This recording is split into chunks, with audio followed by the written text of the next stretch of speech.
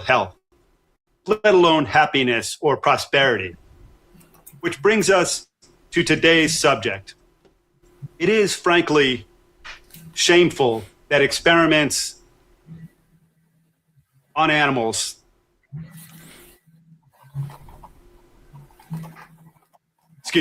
technical difficulties are carried out in the name of public health continue at the scale that they do. Animal testing isn't only cruel, it's also unnecessary, as 90 to 95% of the results are meaningless and don't carry over to humans. So we're torturing animals with no actual benefit, and it just has to stop. And it won't surprise anyone listening to learn that some of the same figures, some of the same people who built their careers misleading the public on subjects of human health have done exactly the same thing when it came to animal testing. If the name Anthony Fauci rings familiar, consider this. He presided over hundreds of millions of taxpayer dollars funneled into what can only be described as the torture of animals. Secretary Kennedy has understood this issue for a long time, and that's precisely why this administration has taken historic steps to phase out testing on dogs, cats, and primates. But we need to move faster, because the truth is we just don't need to do this testing. We now have sophisticated computer models, many powered by artificial intelligence, that actually deliver what animal testing has always promised, but never could. On today's program, we'll explore the scientific, technological, and ethical case for a reality every one of us should stand behind. It's time to totally end animal testing in the military, in healthcare, in cosmetics, in every sector. So our guests today include two remarkable women from the nonprofit Big Dog Ranch Rescue, Lori Simmons and Jordana Cohen. You'll hear powerful stories of how human compassion can move mountains for animals that have no voice of their own, of course. So these animals that, thanks to people like Fauci, have been stripped of even the most basic, and with so much of what MAHA is doing, the pull parts in. They're cutting out a little bit, so this could give us a perfect time to say what's up. Hello, everyone. Hello. Liam, how are you doing today? Yeah. How are you doing, Liam? Having a little bit of difficulty. So I'll say one great, thing already, Susan. You look fabulous. I do not want to see animals tortured. I am not knowledgeable on this subject at all. However, I was very surprised to hear him say that something like 90 or 95% of the results do not carry over to humans, because I'd never heard that before. And it also brings to mind something that I read in the news maybe about 2 years ago-ish, where there was a person who was brain dead but on life support. And I guess the person had kidney failure. I'm not sure of circumstances.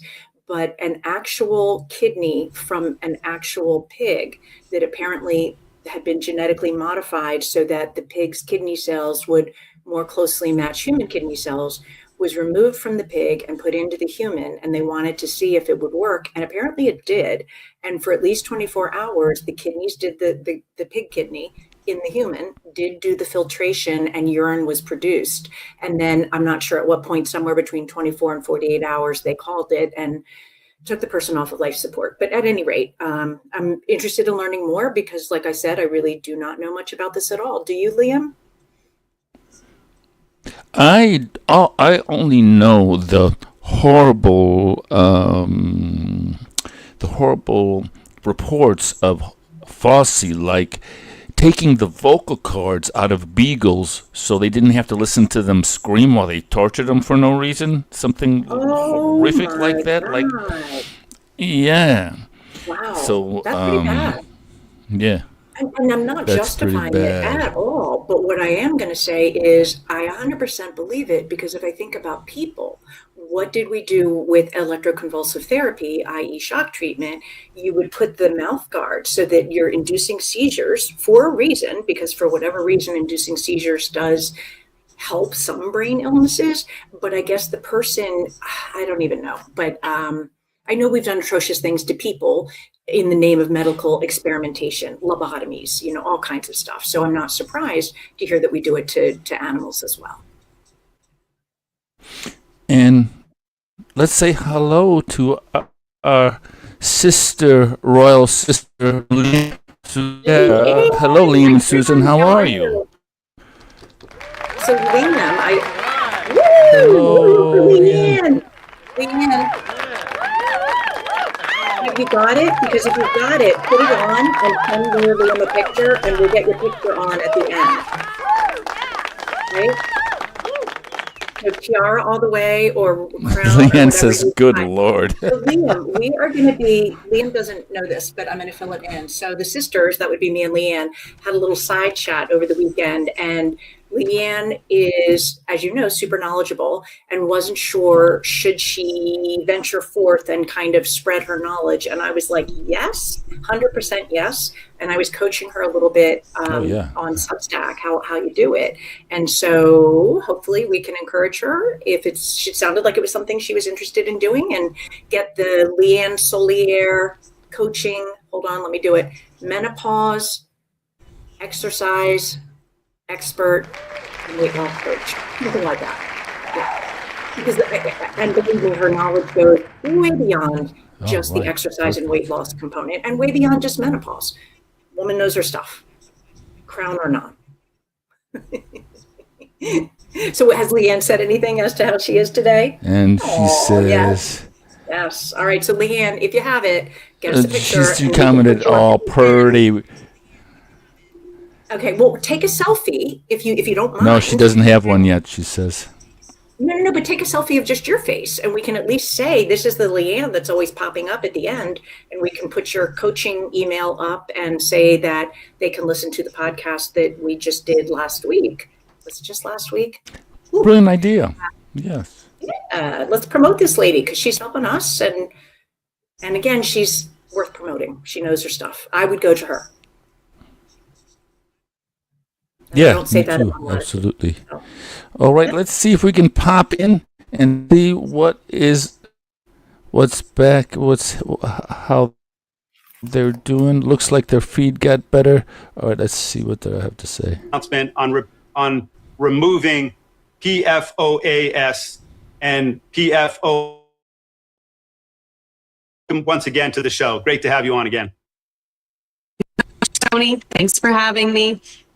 While I'm here today to talk about Forever Chemicals, I do want to put in a plug when it comes to animal testing, mammalian testing, and Mr. Sheldon is very passionate about that. He put out the memo in January. They're breaking up. And so they're having some trouble. Oh, no. Uh-oh. EPA. Looks like... addressing PFAS and drinking water, and so we'll let the feed normalize. Yeah. Forever Chemicals, maybe Liam, you and I could just fill in what we know, which is again, not much. I do know that Forever Chemicals are called that because they just do not break down. So whether they are in our bodies or they're in the soil, they're basically there in perpetuity. It's going to take hundreds of years for them to, whatever the term is, biodegrade, or I'm not even sure what other term might apply. They tend to be very harmful for health. The abbreviation is PFAS, which stands for something polyfluorinated, something or other. And they are found in quite a lot of products, cookware, certain types of cookware. I know that some of the safer bets on cookware are things like cast iron, stainless steel. You get worried with things like a Teflon pan, that when it scratches, whatever that material is below that is released when Teflon is scratched is linked to the onset of neurological problems such as Alzheimer's. So where else are we finding PFAS chemicals? Flame retardants, which are everywhere, including mattresses. Pajamas for children often have flame retardants, so I would really think long and hard about that, about having a little person in that fabric all night long. Liam, where else are people finding their PFAS and trying to avoid it? Oh, you know what else? Leggings. Women's leggings. There's a whole new thing about that apparently there's microplastics in our leggings that we wear to yoga or just to wear around the house because they're comfortable. And the microplastics are the contact with the skin is one avenue for entry into the body that apparently is leading to all of us at this point, pretty much all humans, having about a credit card's worth of microplastics in the brain. So, and plastics are not good. They're going to be endocrine disruptors. They're going to be believe they're carcinogenic, but basically you do not want them. They're going to mess with things and make things in your body and your brain not work as well. So another thing where we're looking to avoid certain things and bring back the real simple basic stuff that your grandmother would have cooked with. Store your food in glass if possible. That's better than plastic. And if you must store it in plastic, do not heat it in a microwave in plastic. That's the worst of the worst because the heat, it expedites the leaching of the bad chemicals from the plastic into the food and then into your body. So I'm going to draw a breath and let Liam chime in if he would like to. And if not, is there a chance that they're through their glitching? Yes, absolutely. The plastic crazy. Yeah, we're having all kinds of crazy difficulty with the feed. So I don't know what the heck is happening, but this is live Sounds TV. like we're doing the Susan and Liam show, or maybe the Susan, Liam, and Liam show. What should we talk about? They've you gone guys completely didn't get on the offline. olive oil. You So didn't get to do that. So we're going to have to try to reconnect. They dropped out of the scene like a sex machine. All right. Would you like to Let me get our myself. audience? Would that be helpful? What's that now? Would you like me to just sort of babble away so that people have something to listen to? And you let me know, you just jump right in when you've got connectivity? Babble away. Babble away. That's such a luxury to have. That's such a luxury to have somebody who can babble away.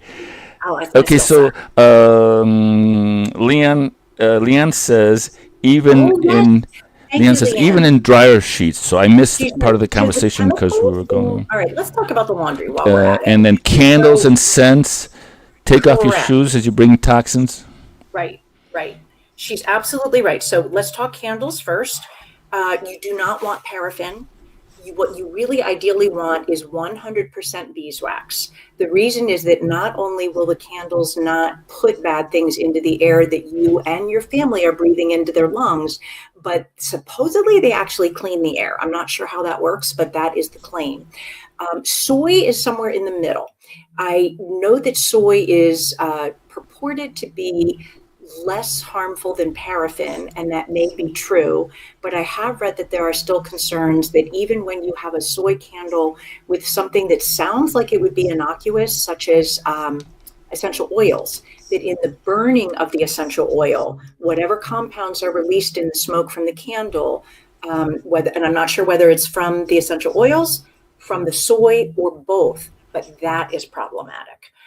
So you don't want to do that. So again, ideally beeswax candles, and the sad reality is they are not going to make your house smell in the intense way that the candles from Yankee Candle do.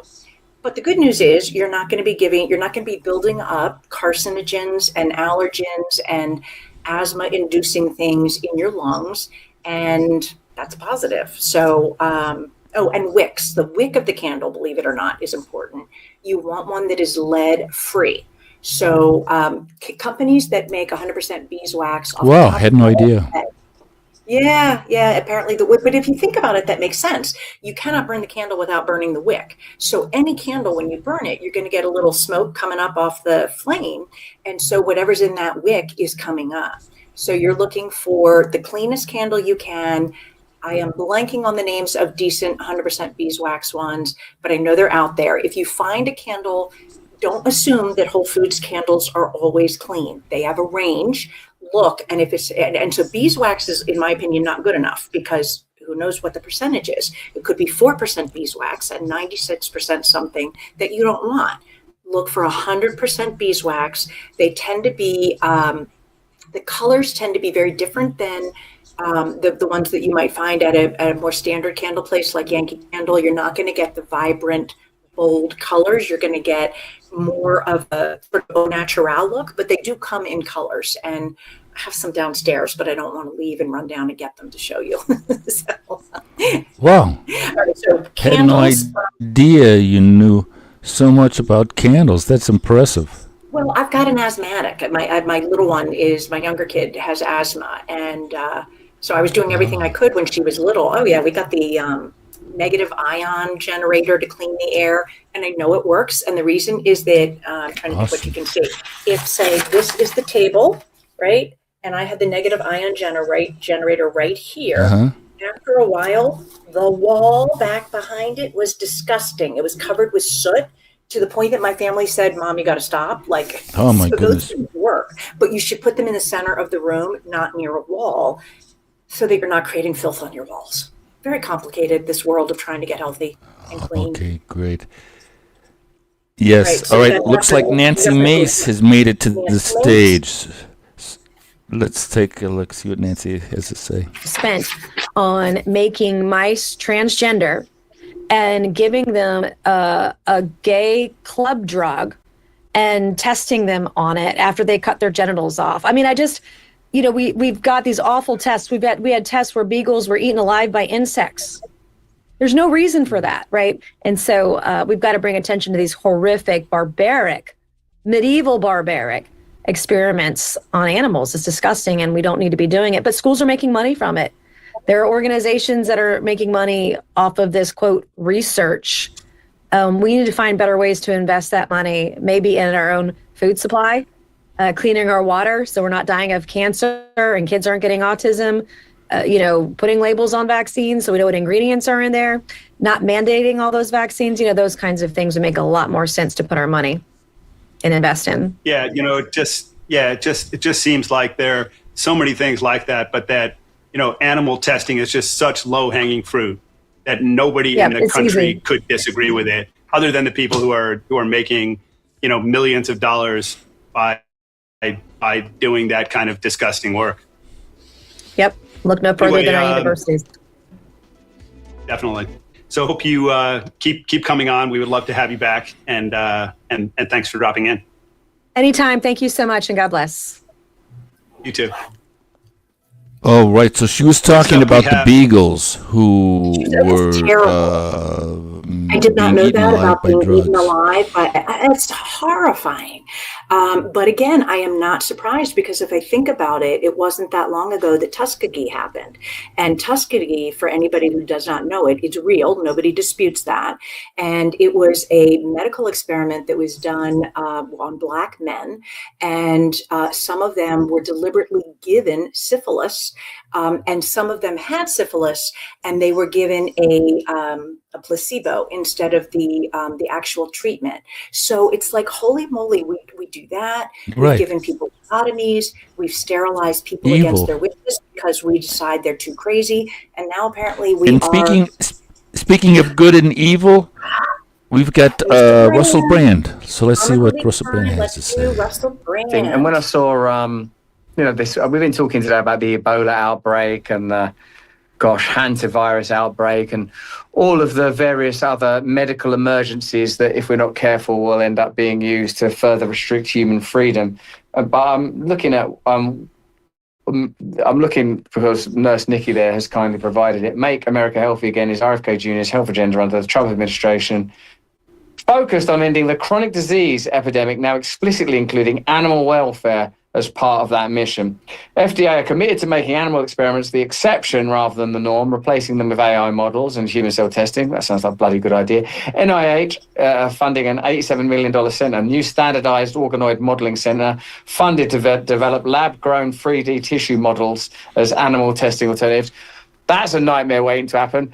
Like, when that's going to be Frankensteining up of the slab, it's going to get all Monster Mash. I was working in the lab one night when the 3D flesh gave me an awful fright. I don't know about that one. NIH Clinical Center shutdown. The the Bethesda lab where Fauci-era beagle experiments occurred was closed by NIH Director Jay Bhattacharya. How I love Jay Bhattacharya. And one of my favorite MGT, Margaret Taylor Greene, MTG, moments was when she got right antsy about all them beagles, didn't she? When she said, how can he do that? I mean, like, I'm British, huh? Did you notice? Did you know that about me? I'm British. And we are much more, as a nation, affected by cruelty to animals than cruelty to human beings. The minute we get a whiff of animals being treated badly, it is over. I reckon you could unite the British people, even those that are divided by complex issues like Israel, Palestine, Ukraine, Russia, the nature of the pandemic,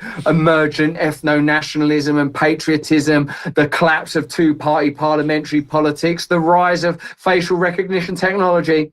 If you could maybe find an articulate enough cat or even hamster, it would be possible, I think, to unite the British people. We love animals, and any humane method that would grant us the ability to make scientific advance without cruelty would certainly be welcome. And I'm not surprised that RFK is at the forefront of looking at that. Oh my gosh, look at this. Animal rehoming. I didn't see this one. NIH now permits grant funding to find homes for retired lab animals. I want the rights to that cartoon.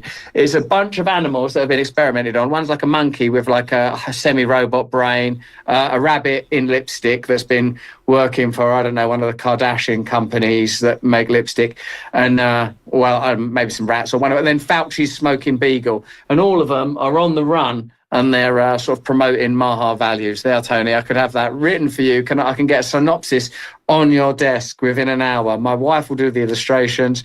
I'll write it. Will Skyhorse publish it? There, and it's the lab animal rehoming. Or do you want to wait till after my trial and a presumed acquittal if there's any justice in the UK? What did you think of Russell's glasses? They look expensive. Well, so I think, if I'm not wrong, they are the amber glasses, and the amber glasses do block. We've all heard about blue light, and most of us have, and it's the light that comes from a screen, whether that screen is television, iPad, computer, phone. The blue light is not necessarily harmful per se. We get some when we go outdoors in the sunshine. The problem is that we've learned to create it artificially in the evening hours at a time where our bodies, in terms of our biorhythms and circadian rhythm, would prefer to have darkness and go as a wind down to go to bed. So I'm pretty sure that the glasses that Russell Brand was using have the particular tint in them that block the blue wavelengths of light. So they're very good for your health in that you can do all the screen stuff. Okay. You're not getting, but here's the thing, is it gets more complicated, right? So I had the little glasses and I'm chugging along and I'm using them for about an hour before bed. So, tune out all the light. And then I read something, I think it was by Ari Whitten. He's he's a health guy. I don't remember what his credential is. And he says that there's a newer find, which is green light we need to be blocking. So I got his glasses. They were maybe $50 or $60. All I can say is when I put them on at night, I look ridiculous. And at first, it's very weird because everything has this reddish glow. But I do kind of get like, I settle. And then after a while, if I take the glasses off, I'm like, oh my God, the harshness, like the lighting that didn't before seem harsh. Once I've been behind the red blocking glasses for a while, seems just ungodly. Just harsh is the only word that I can come up with. So it's complicated. All right. Who do we have? Interesting. Complicated. We've got Laurie Simmons. I'm not sure who she is, but let's see what she has to say. I want to introduce myself a little bit. I'm Laurie Simmons. I'm the president, founder of Big Dog Ranch Rescue, and we are the largest no-kill rescue in the entire country for dogs. For years, our organization is focused on rescuing, rehabilitating, and rehoming dogs from abuse, neglect, disasters, and large-scale breeding operations.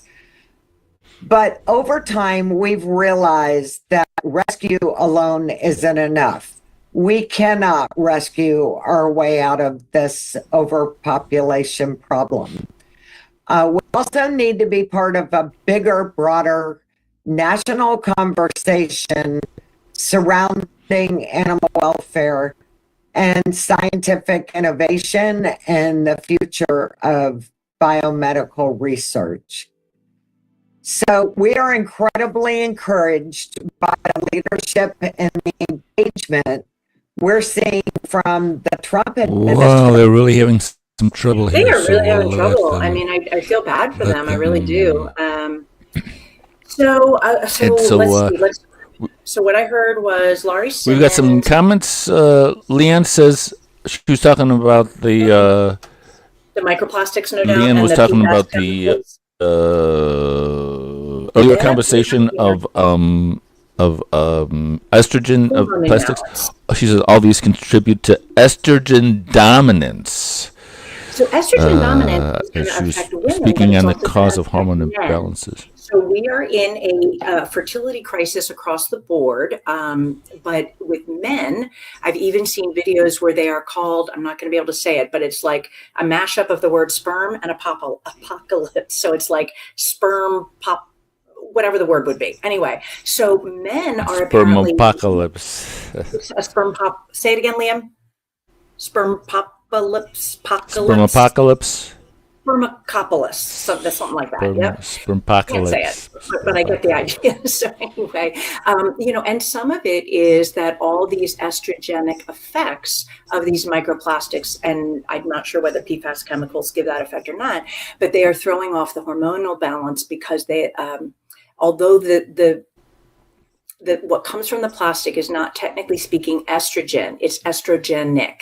It is similar enough to estrogen that our bodies read it as estrogen.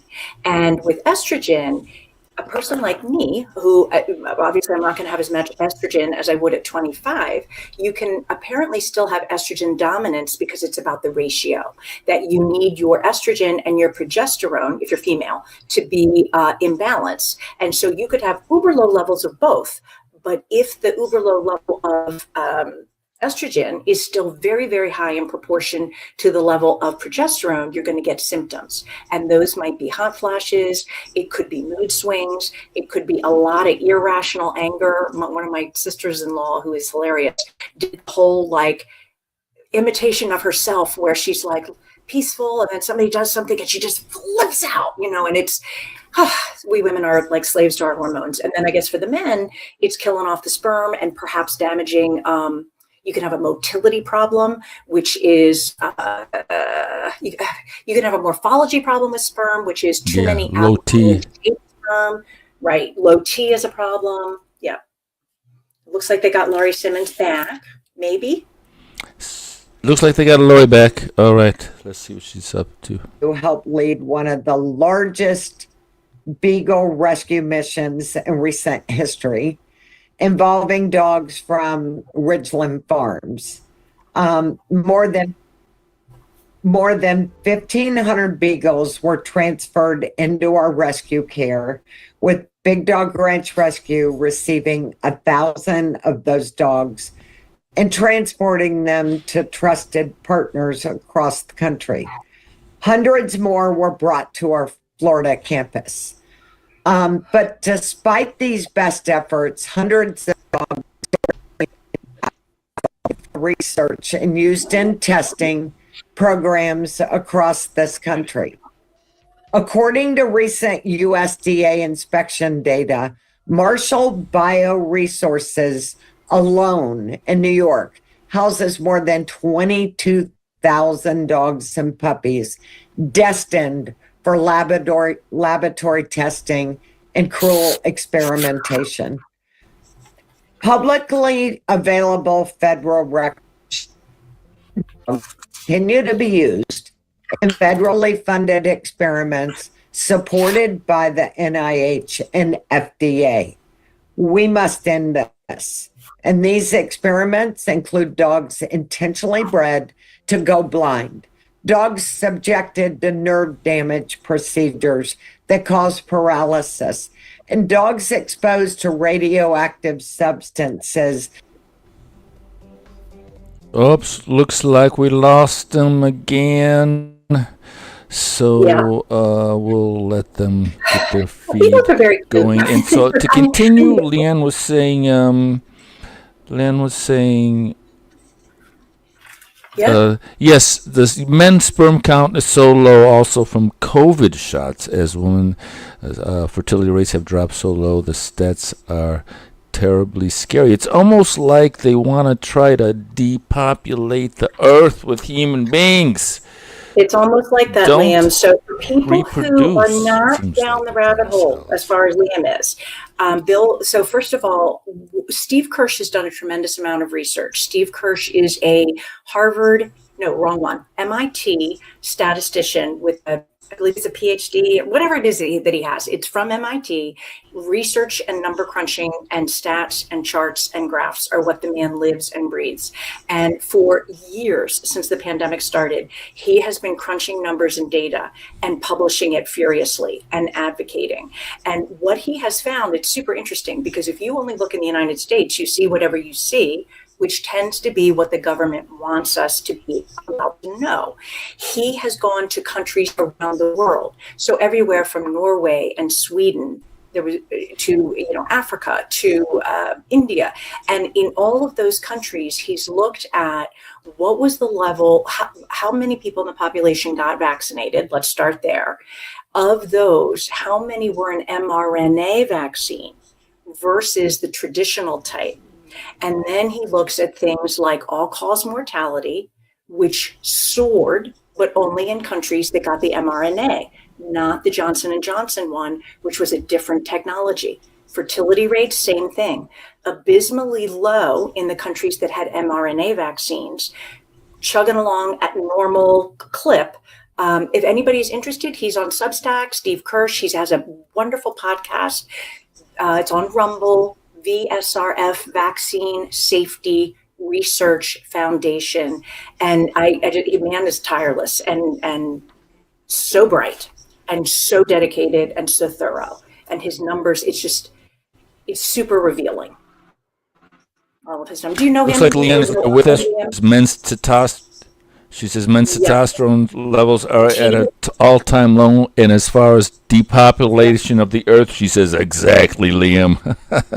Right. For people who might think that Liam and Leanne and Susan all right, are so I do want to say one thing, which is Bill Gates there are video recordings of the man saying, there's a TED Talk. If anybody wants it, email me, susanlmaroto@gmail.com. I will send it to you.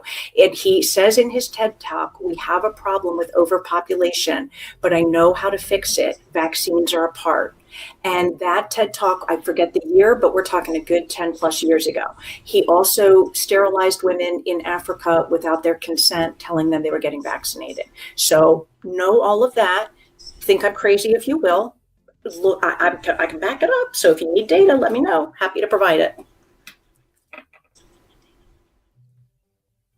And just so the audience knows, we're still having problem with MAHA. They're still not, their feed isn't coming in. So we'll continue with these lovely comments. Leanne says when she was working during COVID in the health store, and weekly young men were coming in the store looking for something to build their testosterone, and women coming in weekly for recent diagnosis of fatty liver.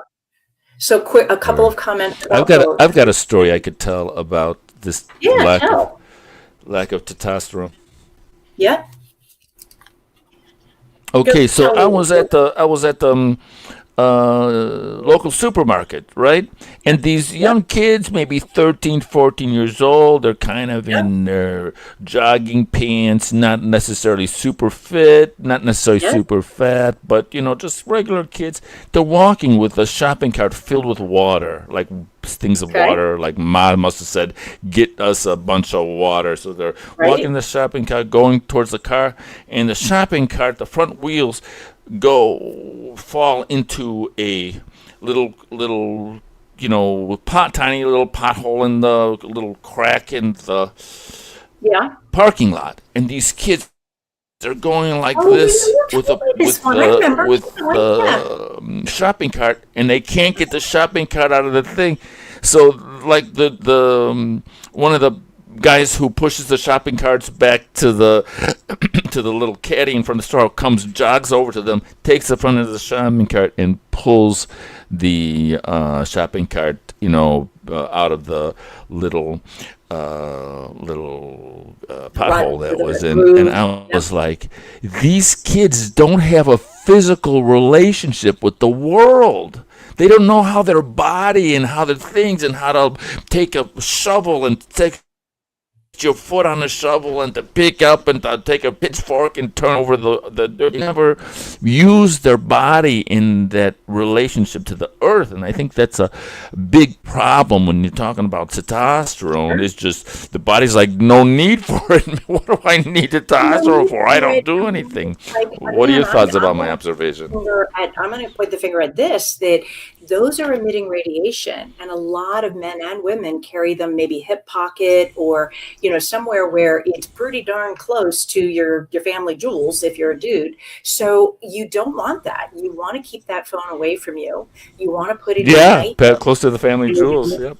Radiation. Think about a Faraday case, and think about a gizmo like this, a wearable that it's not going to reduce the amount of radiation, but it supposedly transforms the radiation into a form that is creates less chaos in your cells. Aaron, is it Gavin Becker? What's his name? Liam. He's been on here and talked about it. But anyway, there's technology behind it, and I would say everybody with health issues, but dudes with their sperm and their T, think about the radiation component as well.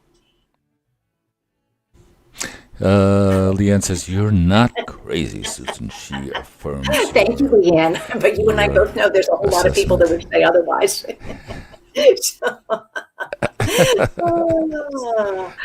Or, here's the thing. So, we're here just holding down the fort. MAHA Action is still got their problems. Yeah. So my dad used to say, just because I'm paranoid doesn't mean Susan. that they're not out to get me.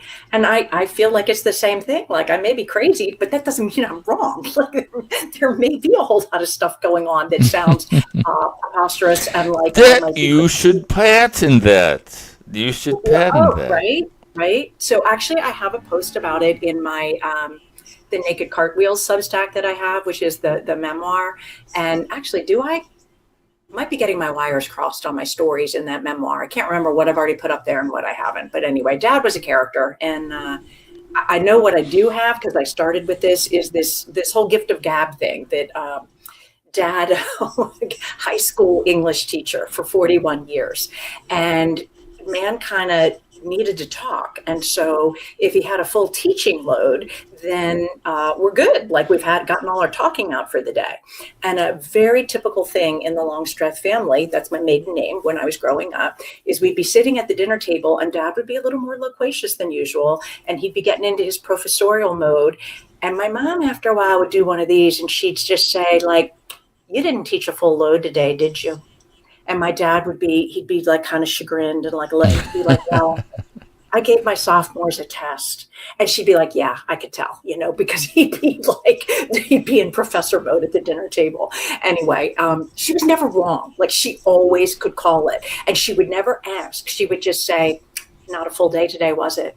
Which ones had the test? Was it the seniors or was it the sophomores? That's funny. Everybody in my family is a talker. And she always tells her son, you should get your phone out of your pocket. Yep, exactly. Yep. Stop radiating the jewels. The family jewels are important. And the son says, Ma, will you stop talking about my testicles? I know. My poor son-in-law, I was like, well, dude's joining the family and this is who I am. So early on, I'm like sending in the articles about tight underwear, binding up the testicles and not letting things breathe and do what they're supposed to. And he takes it, we've talked about sperm apocalypse, and he actually listens to a lot of podcasts and was telling me about Lone Star. Have they talked about that where you are, Liam, the ticks? There's a new one apparently, and it makes you instantaneously allergic to red meat, and something very bad will happen if you eat red meat, and it's Lone Star ticks. And interestingly enough, it's a sort of newish concern that there's a lot of these ticks around, and it just so happens, aren't we lucky, that they are already working on a medication or vaccine to treat it. So I'm sure those two things are not related. That would be my crazy suspicious. Absolutely, of course. So, but anyway, in all seriousness, be careful of the ticks. Like, so Leanne tick says, protection, you're doing long pants, you're doing long sleeves, you're putting your hair up if you're a woman so they don't get in there. Hats, think like you're just drape, cover as much as possible. Personally, I will vote toxic bug spray over risking contracting Lyme or Lone Star or whatever else, because those things can be just so detrimental. Whereas DEET has a lot of bad chemicals, but I do know how to sweat them out. So you pick your poison sometimes. Sometimes you pick the least of your evils. So anyway, are they talking about that Lone Star stuff out where you are, Liam, in Chicago? yes. Yeah, I can hear Leanne is saying that talking about the testicles is not going to help get her grandbabies. So, I'm so obnoxious to my kids. My grandbabies. So what I do with, my two poor girls who are mid-20s and now we'll call them my son-in-law, although they're not married yet. I just all the time, if I see them doing something that I wish they wouldn't, I'm like, are you really trying to have an autistic child? Or are you looking to give yourself a reproductive cancer? Because, having that phone tucked into your bra, yeah. Oh my God, it's so obnoxious to live with me. But all right, Jordana Cohen. It's like, they say if you're in a SUV, Jordana Cohen. Okay, let's see what she's up to. They call NAMs, which are technologies designed to provide earlier, more predictive, more human relevant insights into disease and treatment outcomes. The MAHA Commission strategy report specifically notes that these technologies can improve prevention, diagnosis, and personalized treatment strategies while reducing reliance on animal studies that often fail to replicate complex human conditions. The statistics are striking. Tony had mentioned it before, but depending on the study and the therapeutic area, it's estimated that approximately 90 to 95% of drugs that appear successful in animal studies ultimately fail in human clinical trials. Even the U.S. Food Drug Administration, FDA, has acknowledged that the vast majority of drugs that succeed in animal testing never successfully translate to humans. The NIH has also recognized that certain areas of research, Alzheimer's disease and cancer, have shown limited success in translating animal model outcomes into effective human treatments. As a result, clinical failure rates remain very high across therapeutic categories, leading to enormous financial waste, delayed innovation, and slower progress for patients waiting for these effective treatments. Secretary Kennedy has publicly stated that internal studies within HHS demonstrated that the predictivity of animal models for human health outcomes is very, very poor. So the question we should all be asking in 2026 is, why are we still continuing to accept a 90 to 95% failure rate as the standard? Why is a 90 to 95% failure rate considered a success metric, especially at a time when we're witnessing extraordinary advances in science, advances in artificial intelligence, machine learning, computational biology, organ-on-chip systems, human tissue modeling, precision medicine, and predictive data analytics. I mean, the list just goes on, but these technologies have the potential to create more human-relevant methods that will significantly improve translational accuracy between preclinical research and actual human outcomes. So this is why I believe this is a national conversation happening right now, and it is so important. I want to commend the administration and the leaders associated with the MAHA movement for helping bring this attention to the importance of pursuing the best science and the best health outcomes for the American people. And what I appreciate most about the current dialogue is that it's encouraging open discussion around scientific modernization, innovation, and also accountability. We are also seeing major institutional momentum through initiatives like Arriva, which is something that Lori had touched upon, which needs to be operationalized. It's designed to advance alternative methodologies and improve translational science. And to me, this conversation is ultimately about better science, better technology, better predictive models, and most evidently, better outcomes for patients. And if we can achieve that while also reducing reliance on animal testing over time, that's meaningful progress worth pursuing. So I commend this administration. I think that we're on the right path, but now is the time, as Lori said, and we're counting on MAHA to make America healthy again and to rid of animal testing because it's just not working. Agreed. Animal testing is not. Yeah. So when she working. said, why is a 95% failure rate acceptable? I was right with her. But what instantly came to my mind, because my background is mental health, I've been a mental health therapist for 30 plus years, is that we accept a really low success rate, or I'm losing my words, but in controlled studies, when placebo is compared to antidepressants, and antidepressants have never outperformed placebo by more than 13%, which is a very modest difference. But nobody will dispute that. That's not, any psychiatrist, any medical professional will tell you that that is indeed the case. So that's what we medicate with.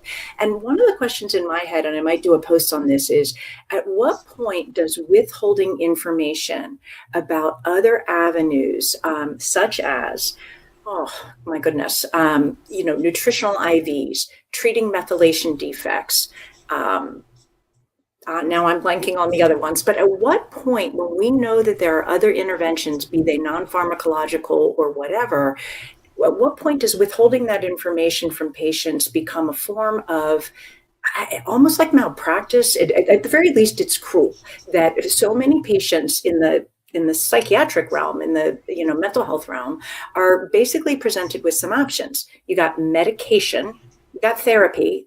These days, they might say you could go exercise. So much of the time, people aren't looking at, they're not looking at the genomic testing, which is only $300, and you can order it yourself. They're not looking at methylation, which is huge. They're not looking at things like mold toxins, for example, ubiquitous in my part of the country because we're very humid. Those are neurotoxic. Those will make you crazy as a loon. But a lot of times we just medicate people with medications that have a ton of side effects that then are adding to the crazy. And sometimes they're helping somewhat, but we're not dealing with the root of the crazy, which might be mycotoxins or an autoimmune disorder attacking the brain. All right, Ron Johnson. Right, exactly. You're just putting, Ron Johnson in the house. Let's see what's up. Evaluation from probably was man-made to sprang from nature. And so that was a very important hearing, very important revelation. I hope that the CIA whistleblower, Jim Erdman, I hope he does not get retaliated against. I did, by the way, call on an apology from CIA Director Radcliffe, whose spokesperson during the hearing basically issued a scathing criticism of the hearing, saying that it was political theater. It wasn't. This is the kind of oversight the American people want to hear. I also raised the issue and challenged the mainstream media to pay attention to cover what I was on this broadcast last time talking about was the major scandal, the largest scandal in my lifetime in government, the fact that Peter Marks, as head of CBER, the group within FDA that approves vaccines and is supposed to surveil and watch for safety signals, was warned that their algorithm they're using to analyze VAERS was going to hide mass safety signals. 26 days later, using a new algorithm, senior FDA officials were shown that there were 49 cases of extreme masking using the old system, and they were showing 25 safety signals on very serious adverse events like sudden cardiac death, pulmonary infarction, Bell's palsy, different types of strokes. For the next 3 months, they kept doing data runs, more serious adverse events being signaled, other types of sudden death. And yet Peter Marks and the FDA decided to stick with the old algorithm that they knew would hide safety signals and have continued to lie to the American public ever since, that we just aren't seeing safety signals. It's such a scandal because as of March 1st, or certainly March 26th, the American public, the global public, deserved to know that there were risks. These things weren't completely safe or effective, that the adverse events were far more than rare and mild. They were often life-taking, certainly physically, long-term, totally disabling types of adverse events. So anybody who took the jab, particularly if they took it reluctantly, but they relied on the lies of people like Peter Marks and, quite honestly, President Biden and Walensky and the whole crew over there, they should be outraged. And the reason I say this most major scandal, there were probably millions of people impacted because they were not fully informed before they stepped up the plate and did what they thought they needed to do for society. Remember, this is a pandemic of the unvaxxed. If you didn't get that shot, if you didn't have your child get that shot, your child could kill grandma. That's what the American people were being told. So this is a major scandal.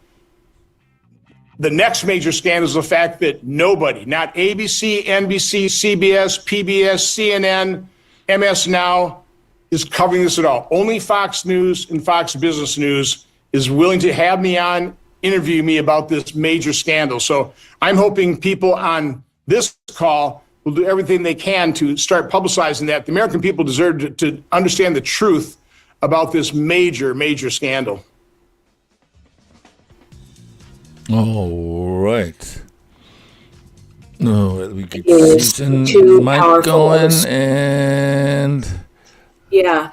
So go ahead, I'm Susan. on Substack and enjoying it very much. And of course, you chat with people as you will. And I ended up, I made a comment on an article and somebody commented on my comment and we got to chatting. So this person, and I got the sense that he was older than I am, but he said that he was one of 7 siblings.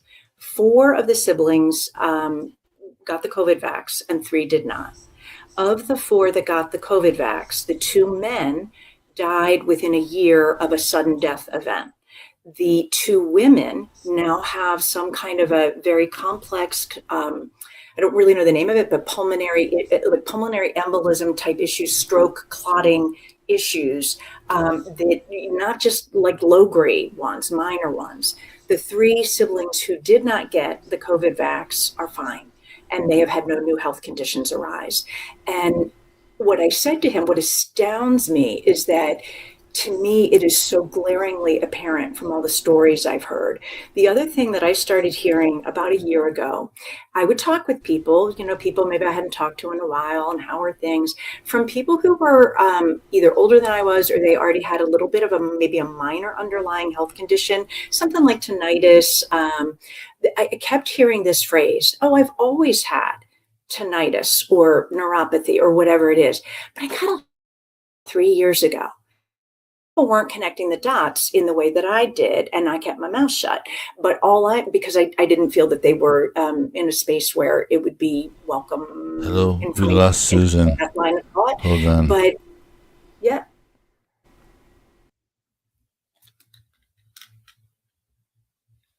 Got a tech issue, I believe.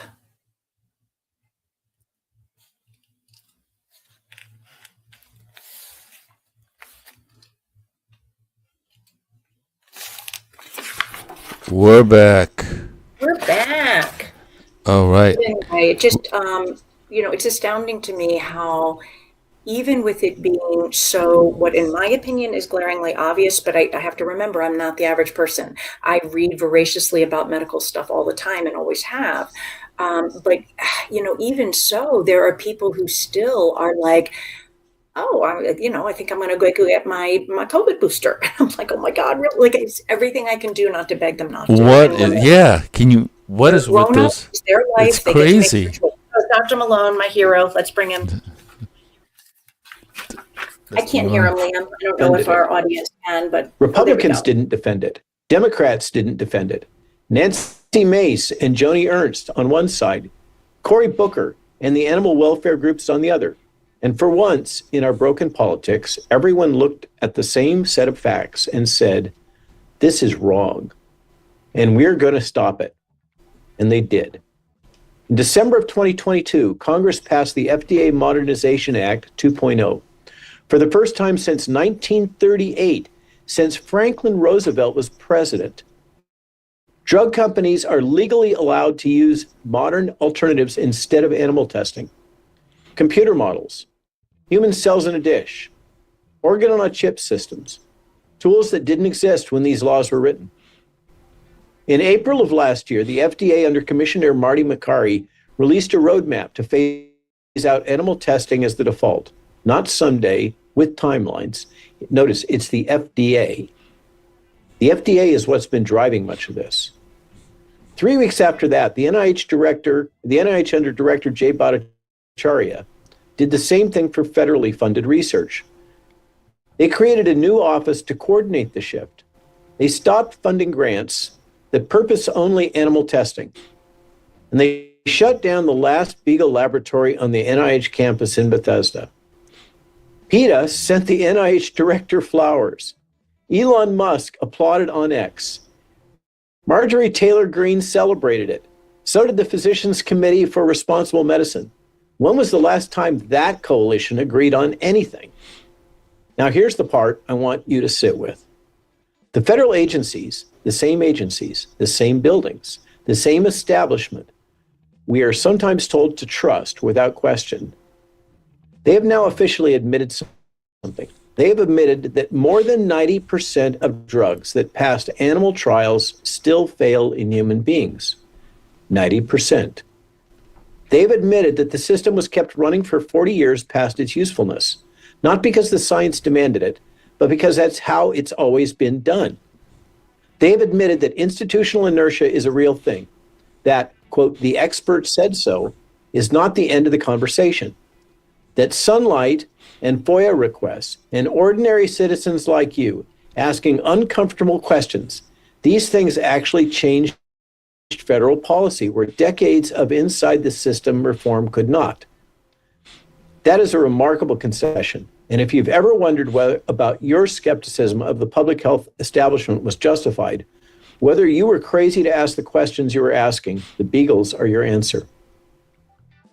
They ran this program for 40 years, behind locked doors, with redacted documents, with cordectomies on the invoice. And it took outsiders. It took people the system dismissed as cranks to drag it into the light. Now, our job is not to declare war on science. Our job is to declare war on institutional capture, on habits that survive long after the reasons for them have died, on a system that defends itself in private using arguments it would never make in public.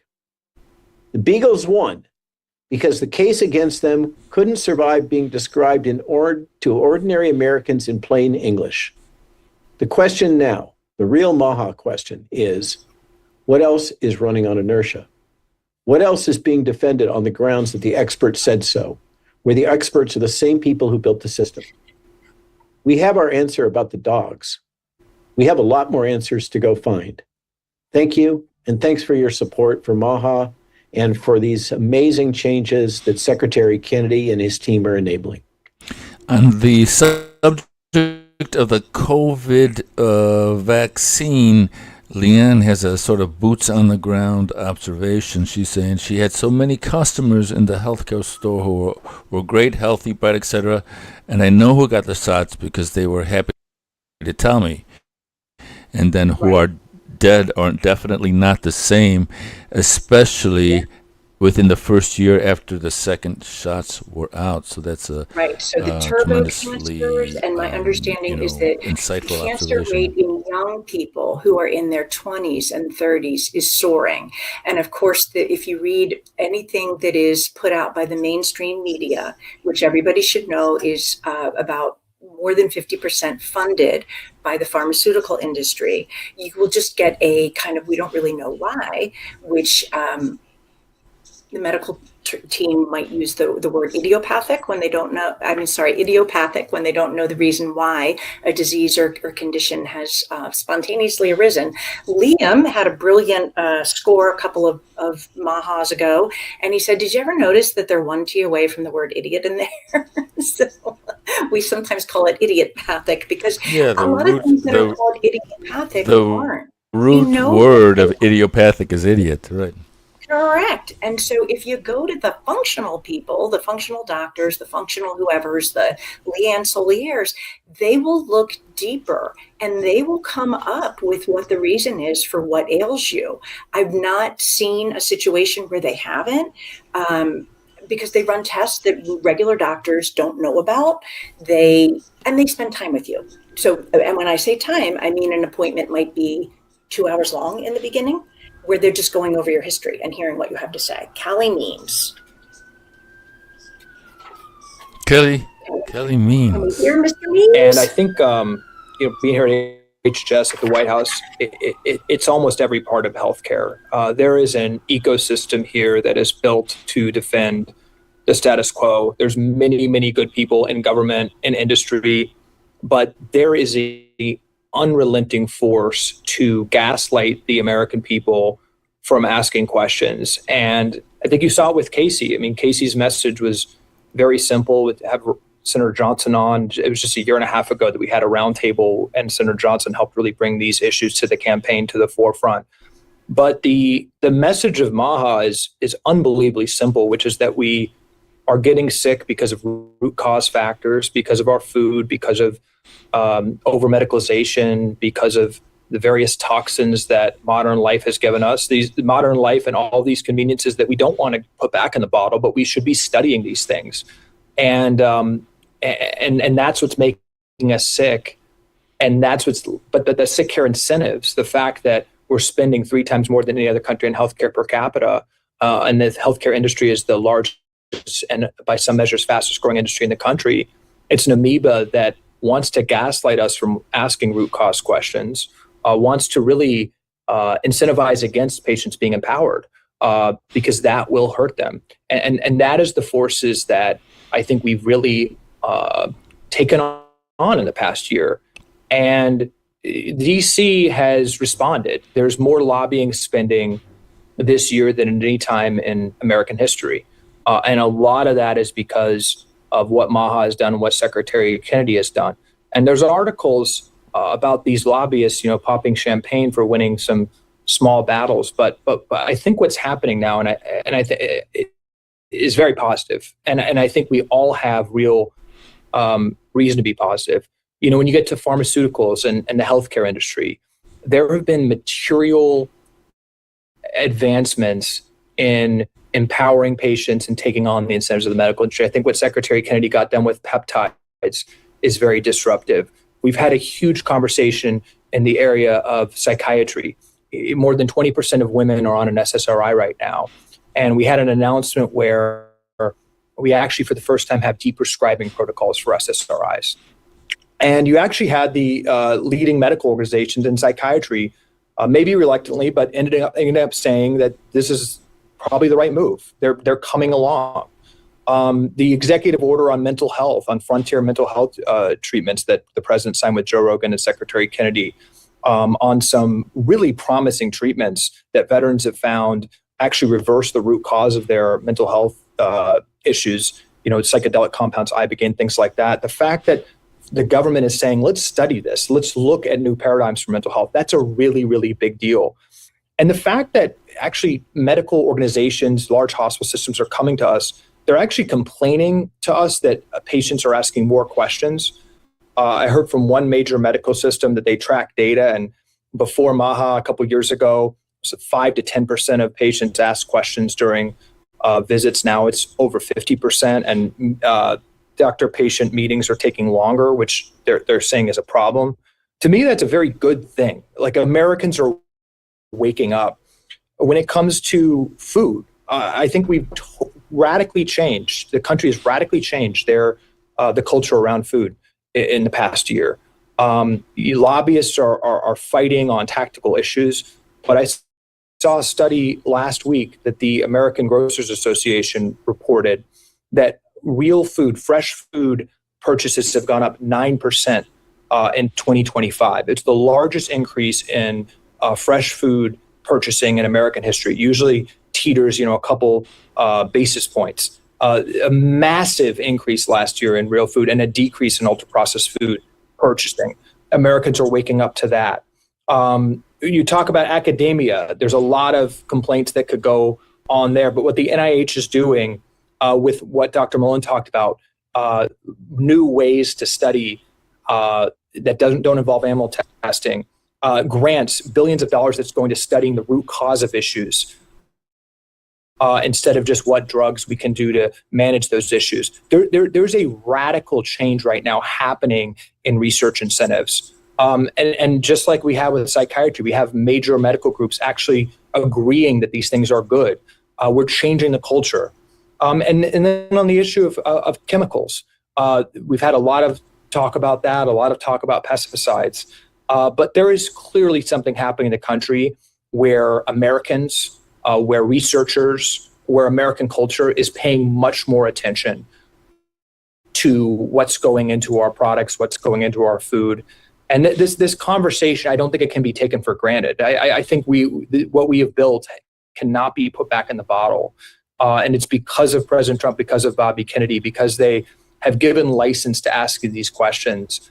And I think while the political day-to-day can be invigorating and it's sometimes frustrating, what's happening with unleashing this conversation is momentum that is going to continue to change the world, and not going back. So thank you, everyone. Thank you, Tony, for everything. We've got to keep pushing, got to keep talking about this, got to keep asking questions. Momentum that can change. Yeah, no, there is some momentum. World. Because We've got a comment here. Let me blast it off. Yeah. Oh, right, because we got a little time right now. Yeah. So we froze. Go ahead. Continue. Yeah. So first of all, back to what Malone was. Well, first of all, I'm really encouraged. So a 25% increase in purchasing real food, people's great beginning of a greater, more widespread awareness that ultra processed foods are just bad. There is no good that happens from an ultra processed food. You don't want to go too extreme. I am a believer in an 80-20 rule that you do get to have a little fun with your diet, but I am so thrilled to hear that people are beginning to wake up. I'm thrilled to hear that people are asking questions of their doctors. I spend my entire day pretty much with clients, friends, whoever, saying, but it is your body. You do get to ask, tell me the pros and cons of this medication, this intervention, this test, this procedure, and then you get to choose whether you do it. Your doctor can give a recommendation, but I strongly encourage people to do their own research. And if they don't have the time or bandwidth to ask a friend or family member to, or if your insurance company covers a medical advocate, which many of them do now, and Medicare for sure does for all the 65 and ups who are watching, then you are able to get a nurse or a social worker who has a pretty solid background in medical stuff, who will do some research for you and come back to you and say, okay, here's what I'm finding. Here are the pros. Here are the cons. Here are the type of people who benefit from this procedure / intervention / whatever it is. Here are the people for whom it doesn't work. Here are the people for whom it actually causes negative effects. So I agree that it's going to be problematic from an insurance company point of view because they want patients in and out in 4 minutes with their doctor. But I'm really encouraged that people are asking questions. And I loved back when Dr. Malone was talking. Am I still good, Liam? You'll let me know if we need to go back to whoever is speaking at MAHA. So Dr. Malone looks like they might be ending. Looks like they might be on their bye-bye mode, their outro. So let's see what they say as they end, and then we'll continue with your thoughts, Susan. Yeah. It's just shocking. But Stephanie, thanks for coming on and welcome. Thanks for having me. Dr. Oz is in the middle of fighting battles while he's running CMS. He's actually tonight going to fly to a state for another fraud bust. I mean, the man doesn't stop. It's absolutely incredible. He's got that heart surgeon DNA where he's just on all the time, winning for the American people. And it's really inspiring to get to work with every day. Just as an update on what we are doing at the Centers for Medicare and Medicaid Services. Dr. Oz and I actually spoke this morning and we shared our priorities for the rest of 2026. We put out a very clear vision. Our vision is to unlock every American's full potential by making it easier to be healthy. And Tony, I love the way that you framed it because part of that is helping Americans make good nutrition choices, getting outside, do the physical activity that they need to do. Part of it is fighting special interests so that when you need to use a system, when you need to use a doctor or a hospital, it is more affordable. We're taking special interests out and we're making sure that Americans get the care that they need at an affordable price. When you think about the average American family spends about $26,000 a year on health insurance, something is wrong. It's even worse if you go and look at the fact that We spend about twice as much per person as other westernized countries do, and yet our obesity rates are twice as high than most countries in Europe. They're 10 times as high as places like Japan. We can do better, and we have to demand better value from the system, and so much of that is taking on special interests in Washington that are robbing us of our health. And we get to do that every day in DC with Dr. Oz. So the objectives and key results is what we call our strategic plan. I mentioned the vision and the North Star for that. We've got 4 key parts to that strategic plan. The first one is crushing fraud. When it comes to the Medicare program, it's about $1 trillion program. Oops, we lost the feed. We knew we needed to do more. But on the the Medicaid feed. side, Hold is a on. $900 billion program. We had 6 people fighting fraud. That's it. Think about just the wasted resources that were being stolen by crooks instead of going to people who are vulnerable Americans that really need care. Okay, something happened here. We might have to. We lost the feed. We sure it did. just dropped out on us. Yeah, the technology may stuff have has to really been, honestly, we might have to continue. I guess the biggest hurdle. That the MAHA folks have great things to say. I love the concepts. I love the momentum and the passion and the vigor and the oomph. But we need our technology end straightened out. So we need the technology. Yes, we do. Okay, so click this. So do you know if they're? Well, I'll let you do your thing, Liam. I know you need to focus.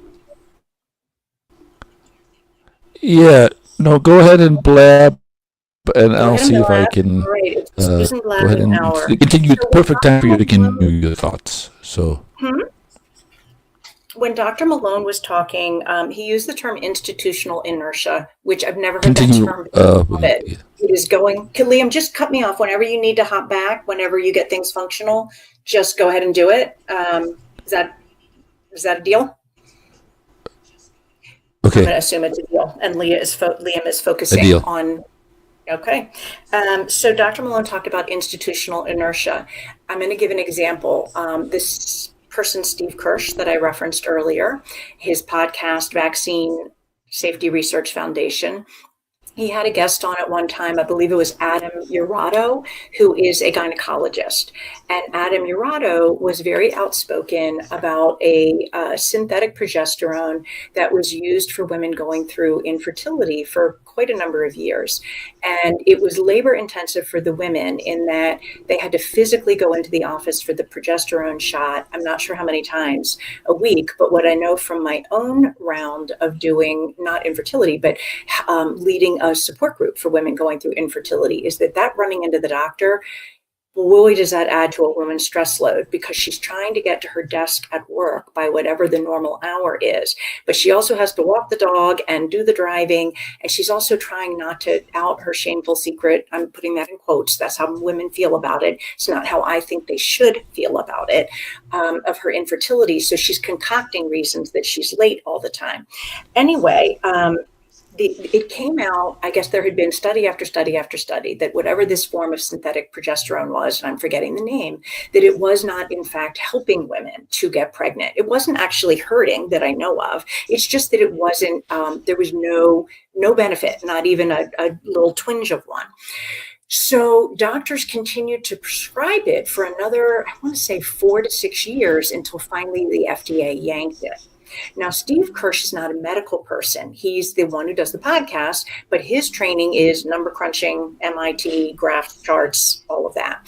So he listens to the doctor explain this and he goes, why? He said, if you are a doctor and the data has come out and all the studies have concluded by whatever year it was, I want to say 2014, that this drug is not helping women get pregnant, why would you continue to prescribe it for another however many years?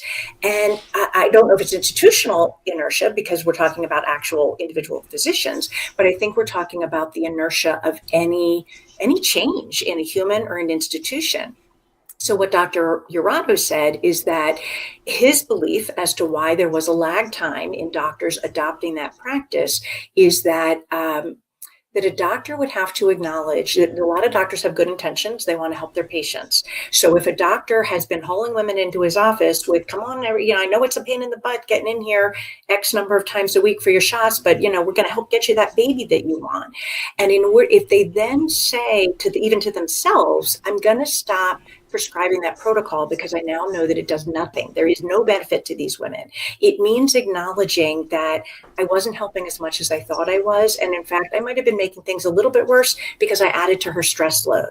Women were rip-shitting mad. Ooh, I said that. Oh my goodness, I'm not supposed to say that on air. But anyway, women were super mad when they found out, the ones who were running into the office in that interim between when the medical establishment had concluded via tons of studies not effective and when the FDA yanked it. They're like, you mean I turned my life inside out, made myself crazy, fought with my husband, made myself late to work, all because you were still given a drug that you knew was not effective. Anyway, so I think that inertia is a big thing. I also think to catch up on some comments before speaking about inertia. Leanne says that their family members and friends and acquaintances, story after story, being killed or injured by the clot shot, and then the Canadian government closed all stats for 15 years. Jesus, right? A few months ago, I had no idea, and then Leanne interviewed a midlife women who are struggling with menopause, wellness, mostly battling with weight gain and depression. Out of 10 of them I interviewed, all but one was on SRI. So when I started seeing a functional medicine doctor, I asked her at one point, do you just get tired? Because, there I am asking my 80 million questions. And she said, Susan, I love it. She said, I love being able to explain things. And apparently what burned her out in the past is that she only had, 10, 12 minutes with the patient. She was working for a group and, the charts were piling up in the little bin outside her door. And she knew she had to move people through. And her job was essentially to write them a script. Then they would come back 6 weeks later and they'd have a symptom that was a direct side effect of the medicine that she had prescribed. So she was to add another script. And she basically, she hit a breaking point with, I don't feel good about this and I'm not helping people. And that's what made her turn to functional medicine. So what I said to her is, well, doctor, whatever her name is, what did you used to do when you had Susan Morotos that just came in with like complaint after complaint after complaint? And she looked at me, and she's funny. She has a great sense of humor. And she said, Susan, I would say to them, I think you might be depressed. Would you like an antidepressant? And then she burst out laughing because she and I know that that's how people are treated. But in particular, women, there's always been a little bit more of a tendency to label the XXs as being hysterical and crazy and whatnot, as opposed to the XYs. I'm speaking of the chromosome arrangement. And she and I both know that so much of the time, whatever those women were experiencing, just because the complaints were nebulous, just because the medical establishment hadn't caught up to being able to identify what it was that was wrong, it doesn't mean that what was wrong was necessarily above the neck. It, could have been mold toxins. It could have been other infections that weren't treated. It could have been, a dental infection like me with the osteonecrosis of the jaw, genetic mutations, toxin overload, you name it. There's so many things, and it's such a disservice to people to essentially communicate to them, you're a hypochondriac, and I think you need to go talk to the therapist. Like, by all means, recommend the therapist if you think it'll help them with the stress of not feeling well and the medical establishment not being able to offer anything of true help. But so many people come into my office and they're like, I really thought I was crazy for a long time because that's what the doctors were telling me. Number one person, can I do it, Bob? You're not Bob, you're Liam. Can I say what we're leading into? If we were continue. Looks like they have we've lost the feed, so go ahead and we'll just so when continue. Trump gaslighting was used by Callie Means when he was talking about what the medical establishment does, and neon sign went off in my head. Because Friday of this week, which is the 22nd of May, I believe. Am I right on that, Liam? So Friday the 22nd at 9 a.m. Eastern Standard Time. Liam and I will be having on our podcast a guest named Bob Schwartz. It will actually be part 3 of a series of podcast interviews we've been doing with Bob Schwartz. If there is anybody in the entire universe who is the poster child for being gaslit, it is Bob Schwartz. So not that I want to tell the whole story, but he was prescribed a dose of Concerta, which is a stimulant med, at 3 times higher than what the starting dose should be. And he promptly went psychotic. And then there was a series of events and his life unraveled. And at the end of the day, he lost his self-esteem. He lost his reputation. He thought he was crazy. He lost his marriage. The man has for 22 years not spent a Thanksgiving or a Christmas with his children, although he's building back a bit of a relationship. Okay, what does that have to do with gaslighting? What it has to do with is he went to the doctor who prescribed the medication, and that doctor not only told him he was no longer welcome to be a patient in the practice, but he threatened Bob and said, if you tell people about this, because of course the doctor had made an error in the dosage rate, and there's documentation of that all over, because the script was called into the pharmacy, and the hospital and so forth that treated Bob could see his blood levels of medication. He said, if you tell anybody about it, I will sue you. So Bob proceeds on and he goes to the Georgia Medical Board. They're not interested. That doctor was just fine, according to the Georgia Medical Board. Bob goes to Johnson & Johnson, which was the maker of the drug, to say, look, your brochure, your insert says I should have been on this dose, and instead I got put on this dose, and I had a really severe adverse event. And don't you think you need to know about it so that you can be accurately informing patients of what the percentage chance of an adverse event is? No, they were not interested. And they went so far as to basically give the message, dude, your doctor did nothing wrong. You're the crazy man. He also went to the attorney general, also uninterested. So his wife, who was not medically trained, not super savvy, kind of believed what she was hearing from these professionals and these entities, that I just have a crazy wacko husband. No harm was done to him by the medical establishment. That's part of his psychoparanoia that he's now developed, because the doctor, Georgia Medical Board, Johnson & Johnson, and the Attorney General either did not say, yeah, looks like he was overprescribed at a rate of 3 times, or they out and out said that doctor did nothing wrong. So if you are interested in that story, come on Friday morning, 9 a.m. Eastern. Maybe Liam can get the link up, or at any rate, both Liam and I have it all over our LinkedIns and our Substacks and our everything. So would love to have you. Whether you are new to us or you're an old favorite like Winifred. And just to catch up on some comments, what was it called? McKenna? No, it was a drug. Well, I don't know what it's called in Canada. So Leanne is a Canadian, for those who are listening to this. The drug in the United States was called Concerta. It's a stimulant medication that is given for ADD to help a person concentrate and focus. So Leanne, you'd have to let us know whether the drug that you just referenced. Yeah. So Leanne says they don't take all the changes that happens with the brain and hormones that affect mood and menopause. Correct. A lot of women are slammed on an antidepressant and they're like, well, that's really weird. I went 45 years and I never needed one. Right. Maybe you still don't need one. Maybe what you need is for your hormones to get balanced out. And the comment that Leanne shared that I don't think Liam or I said is that she recently met with 10 different women who were experiencing different menopausal symptoms, and only one was not on a psychotropic or an antidepressant.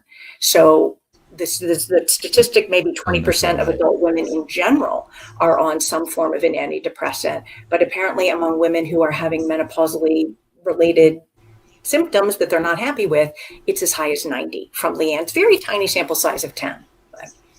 And anecdotally, sure, I know a lot of women, and I know a lot of women who are 45 and up, and there's a lot of us on antidepressants. So, and that's not necessarily a bad thing. It does work for people, for some people, but it's a bad thing if you're not addressing the root cause, because now you are laying on a chemical that, if you read those package inserts, are linked to other problematic things. So, for example, a friend of mine was on, I think it was Lexapro. She got to be a certain age. They said, no, Missy, we're reducing your dose because her chance of dementia is so much higher at her age on Lexapro. So those of us who are under her age may not be at risk of dementia, but if it can heighten the risk of dementia, chances are it's doing something. It's one more thing our liver and kidneys have to process. It's altering other things. It's never just neutral in the body. And some of those impacts might be positive, but I would encourage everybody to weigh it. What are the negatives? And also, is there a different way to achieve that mood increase?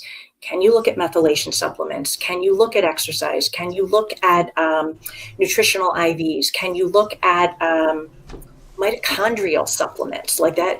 The drugs, when they work, those drugs are mitochondrial drugs, and your brain has a ton of mitochondria. So look at things that improve mitochondrial function, which can be supplements. It can be sunlight, believe it or not, sunlight hitting the skin.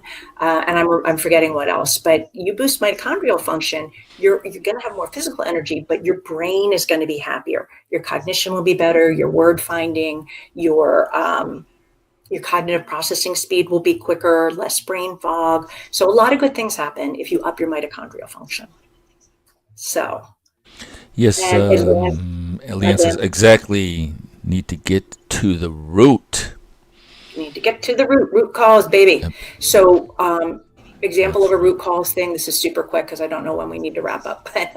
When I had an autoimmune disorder for years and years and years, and when I would go to the rheumatologist, which I only did like once or twice, he just said, well, you got this and you're going to have it your whole life. And if you'd like, we have medications that can help you manage the symptoms. And I said, no, thank you. I've always had a knee-jerk reaction against medications that started, quite honestly, when I was 10 and my mom was taking lithium carbonate that was taxing her kidneys. And ultimately, she ended up dying of kidney failure at the age of 72. That was a direct effect of having been on that drug for 27 years. So anyway, so I turned down the meds. However, years and years and years later, when I got to the functional doctor, he did not say you're stuck with this your whole life. And he did not say the best I can do is give you medication to manage the symptoms. He said, well, Susan, that's not normal. Your immune system is meant to attack foreign invaders and pathogens, not your own tissues. So your immune system has gone rogue and is attacking your own tissues. Not good. We need to do some testing and find out why. And he sent me out for, I think it was 13 or 16 vials of blood work that LabCorp covered and paid for, and so my insurance covered it. A stool test, a 24-hour urine collection, and a 24-hour saliva test. And a lot of those are tests that traditional doctors who take insurance don't run. So anyway, we got to the bottom of things. It was a very long process, but I feel tons better. So can't remember how we got onto that, but awesome. Root cause. That's how we got onto it. We want you to find the root cause. Don't just take the medication that reduces the migraines. Figure out why you're having migraines and don't set the bar too low. You can feel really good if you are willing to do the work, which might mean lifestyle changes. It might mean 80 million supplements, which is what I do. It might mean being on the no fun diet either for a while or a less fun diet. All right. Liam is looking like he's promoting my rabbit hole. That sounds interesting. So I'm promoting Susan's rabbit hole. It gets jumping down. Children watching this. All right. So 30 years down the rabbit hole is my little adventures down the rabbit hole of exploring alternative, integrative, functional medicine to deal with my own health issues. And so everything I knew and learned goes smack into that Substack. That one will always be free of charge because there is a lot that can be done, even if you are paycheck to paycheck and have no additional money. There are things that are really inexpensive, but nobody's telling you how to do them. So I'm offering to be that person. And there are some of my posts. And so, some of the ones that are relevant to today when they were talking about the, the psychiatric stuff and the psychotropics, one of them is called Got Schizophrenia. Here are 6 things that will, they could potentially help get you back on track. And it's things that a normal doctor is not going to talk to you about. And a psychiatrist is not going to talk to you about, most of them. But it's things ranging from, believe it or not, a fecal transplant to trying to think what some of the other things were. Excess copper. If your blood level, copper is one of those minerals. We need a little.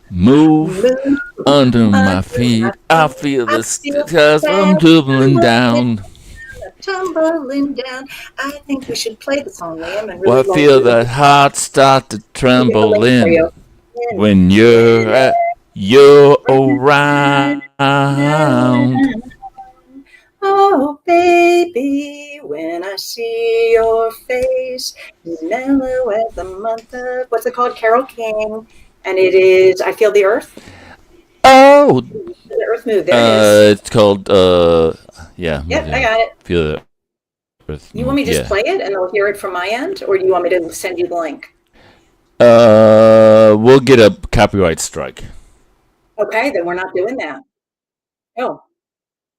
All right, sorry. I'll turn Okay, it off. so we got some last comments from Leanne. She says 3 milligrams of copper is all you need. All you need, baby. And if you're there was a mineralist- close up of me. Yes, there was many close ups of me. And she says, I'm afraid I comment too much. No, we love it. It gives us the Also, it's not just the energy, it's that you also chime in, and sometimes you know things that I don't, which is, so you're multiplying my knowledge, and then the viewers get your knowledge as well as mine and Liam's. So we're giving them like 3 brains instead of a half a brain. so that's good. And then the other thing is, like, people may want to find you, Leanne. Like, they may- a new level of we've reached a new level of engagement Ooh, what's our engagement, Liam?